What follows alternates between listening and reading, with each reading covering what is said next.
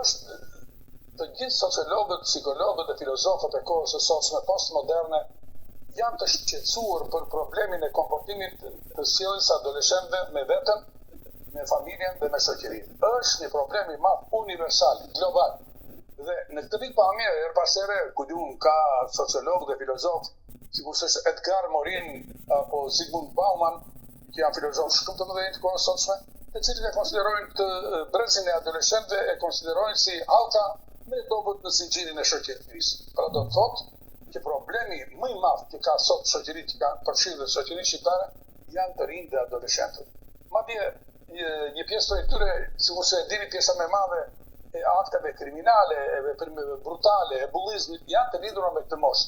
Prandaj intelektuali amerikan Ferit Zakaria thotë që metaforikisht, mbyllini adoleshentët dhe të rinj diku thotë do të shikoni që kriminaliteti do të ulet me 90%.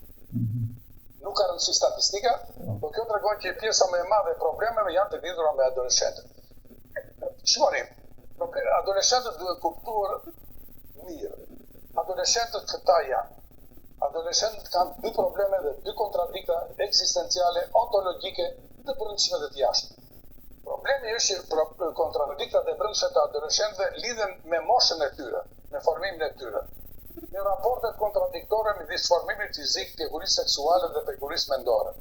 Me idenë që ai hapi i kalimit nga fëminia në para adoleshencë dhe në adoleshencë sjell ndryshime shumë të mëdha. Nëse në fëmini, siç e dini, fëmijët kanë dy autoritete absolute që i konsiderojnë si perëndi, prindit në familje dhe mësuesit në shkollë, sapo bëhen adoleshent, dy figurat që urrejnë më shumë janë prindit në familje dhe mësuesit në shkollë. Dhe dy institucionet me të cilat kanë kontradikta janë familja dhe shkolla.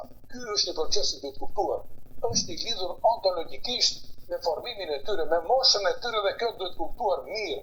Kalimi në adoleshencë themun gjithmonë kërkon që prindrit dhe mësuesit të bëhen prindër dhe mësues për së dyti. Pra nuk mund të vjesh prind më siç ke qenë kur ai ishte fëmijë. Nëse ti vazhdon me atë logjik, me atë linearitet edukativ që ke komunikuar me fëmijët kur ata kanë qenë fëmijë, do ta zbatosh këtë dhe kur ata janë adoleshent e ke gabim. Ky është dështim. Pra në këtë pikpamje prind për së dyti, që them unë gjithmonë e kam shkruar edhe në librat e mi, do të thotë që ti të kuptosh që tani më ke të bësh me një fëmijë që është me materie tjetër, është adoleshent, i cili ka probleme brenda vetes së tij. Ta duhet kuptuar pjekuria e parakohshme, kontradikta midis pjekurisë seksuale dhe një lloj prapambetje të formimit të tyre mendor, që është e logjikshme ndodh, s'kemi si të bëjmë, shumë ka për zoti të gjë. Kjo është e para, kontradiktat e brendshme të adoleshentëve. Së dyti janë kontradiktat e jashtme. Adoleshentët janë produkt i kësaj shoqërie, pra ata rriten në këtë shoqëri. Dhe duke parë që kjo shoqëri është neurotike, kjo shoqëri është agresive, kjo shoqëri është e garës, e konkurrencës, e njeriu të fortë. Atëherë kjo do të thotë që kjo kulturë e njeriu të fortë, e njeriu të performancës, e njeriu të eficiencës, kultivohet tek adoleshentët në mënyrë të deformuar. Dhe kjo bën pastaj që ata mendojnë që në këtë jetë për të qenë i suksesshëm duhet të jesh i fortë. Dhe kjo i bën pastaj që ata në vend që të zhvillohen intelektualisht, zhvillojnë pjesën e instinkteve të tyre, të dhunës, të agresivitetit, të banalitetit. Dhe ky është një problem që atyre u vjen nga jashtë. Shikoj, në këtë kontekst unë mendoj që duke llogaritur këto dy faktorët e brendshëm, biogjenetik të moshës adoleshentës dhe ato social të jashtëm të tyre, unë mendoj që ne kemi nevojë për një refleksion të gjerë në komportimin me këtë moshë.